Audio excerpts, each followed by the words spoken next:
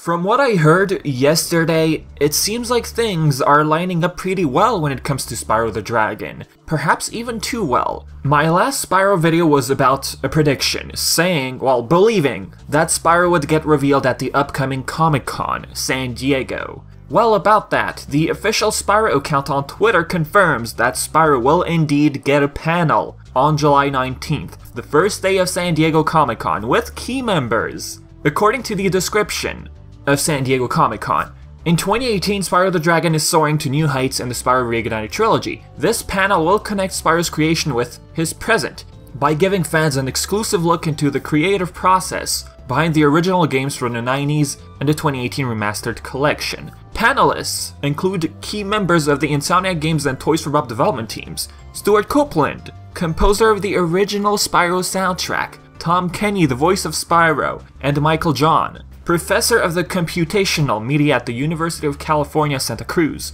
and former producer at Universal Interactive Studios, who will share their unique experiences in creating and remastering one of the most beloved trilogies in platforming history. Okay, a couple of interesting things out of this. 1. Insomniac Games will be present. Well, some key members, to be more precise. I mean, of course, they're the original brains behind the operation. It's very nice to have them there. I got a question though. Is Insomniac Games going to mention any removed content? Comparing this Comic-Con to Insane Trilogy's panel we got last year at San Diego Comic-Con as well, I mean, we had Naughty Dog members, Vicarious Visions was there, and Dark Horse Comics, an art book for Crash. I did get my hands on this one, by the way. I don't know if you remember about this book. Looking at this, I'm wondering if Spyro will get the same treatment. If Spyro is gonna get the same treatment, probably not by Dark Horse this time, judging by the lack of their presence. I mean, I don't know, who knows? They're not part of the panel. Maybe they're planning to make an art book, but under a different publisher. What do you think? For Crash, they talked about the development process, the exclusive giveaways, and there was a big surprise for fans. This was part of the official description, and that surprise was the resurrection of Stormy Ascent, which was originally cut due to its difficulty. Toys for Bob did say they have surprises in store for us. When I watched all of their interviews from E3, Crash got 2 new things at San Diego Comic-Con 2017. Stormy Ascent and the art book. I believe Toys for Bob and crew will have a surprise for us in store, but they're really keeping it secret. As you can see, the description doesn't include the word surprise. I believe they're keeping it a secret, even though it looks pretty obvious that we will get Spyro 2 footage very soon. Some people in the comments were like, oh, I don't mind seeing footage from 2 and 3, but the thing is, they don't have to show too much. I understand you enjoy like the surprise factor of games, but like I said, they don't have to show much. Maybe they're not gonna show a trailer, but just a level gameplay, something short. They don't have to show the whole thing, of course.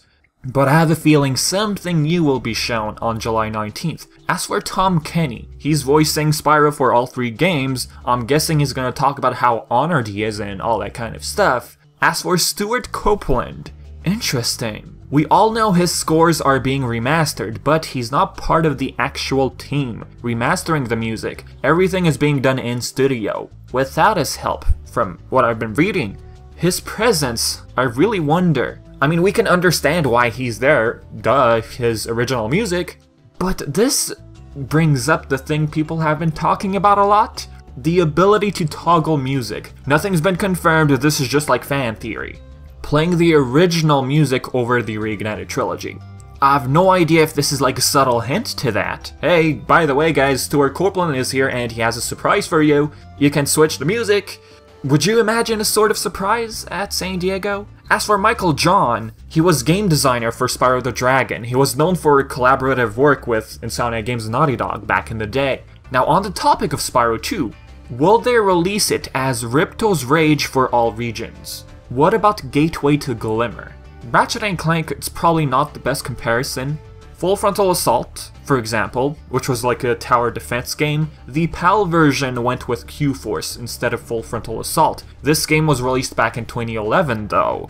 Now Gateway to Glimmer was originally a preference by Sony Europe. It was a marketing decision. That's pretty much it. Fun fact, Insomniac Games came up with the name Ripto due to the Japanese letters spelling out Spyro. Did you know about this? Pretty cool. Now comparing this to Crash Bandicoot in Japan, the Insane Trilogy, well, the US version released in Japan, no alteration. As for the original PS1 Crash Bandicoot games, however, they did have differences, mainly being tweaking the difficulty.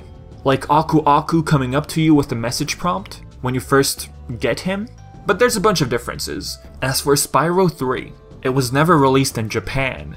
If they are planning to release the Reignited Trilogy in Japan, fans over there will get to experience the third game for the very first time. Well, you know, in general.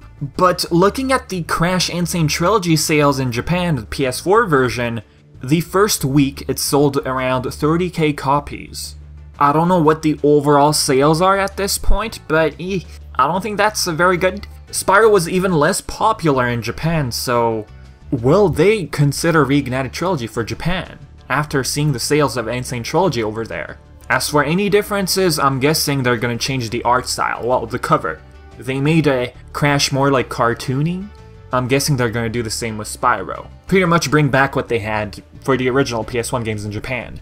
Yes, Spyro is also coming on Xbox, but Xbox in Japan, it's not as popular as the PlayStation 4, to keep it short.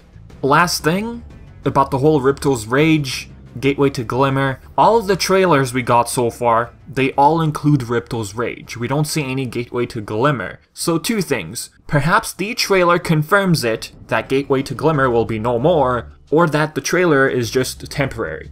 Europe might still consider the name change. So guys, with that being said, this is it. So in the comment section below, tell me what you think. Do you think they're gonna switch names for like the PAL version, or do you think they're gonna keep it the same? The Western version for all regions. And do you believe that Spyro will be considered for Japan? Leave all of your thoughts in the comment section below. And as always, I've been Vivi, and thank you so much for watching.